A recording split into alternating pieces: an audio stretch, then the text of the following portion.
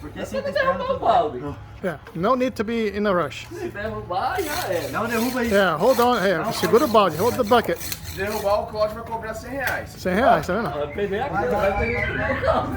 So, what's the feeling? Is the first time you grind something in your life? No. Now you can clean, we all know you can clean floors now, so you know, as you can clean floors, you can grind the sugar cane, so.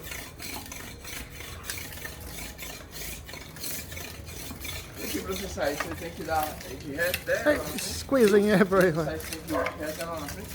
Faz a volta ali. It's a workout, dude, it's a workout, okay? Deixa cair não.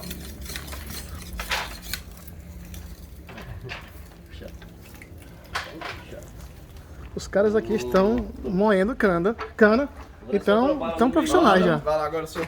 Eu, Jesus. Olha aí. Não, sou eu.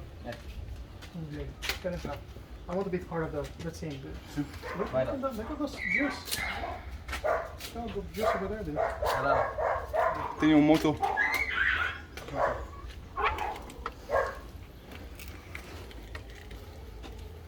Meus olhos. Vai, nossa. Meus olhos. Quebrou.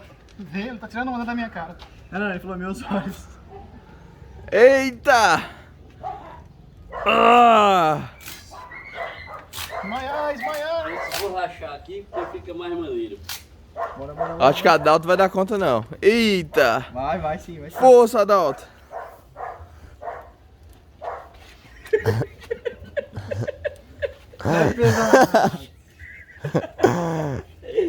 O negócio aí é duro, hein?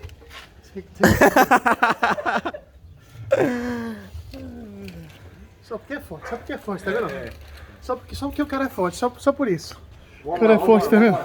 Ele é de Utah, Estados Unidos. Dos Estados Unidos. Isso, é tecnologia americana aqui, ó. É por isso que é desse jeito forte. Exatamente. Como é que faz agora?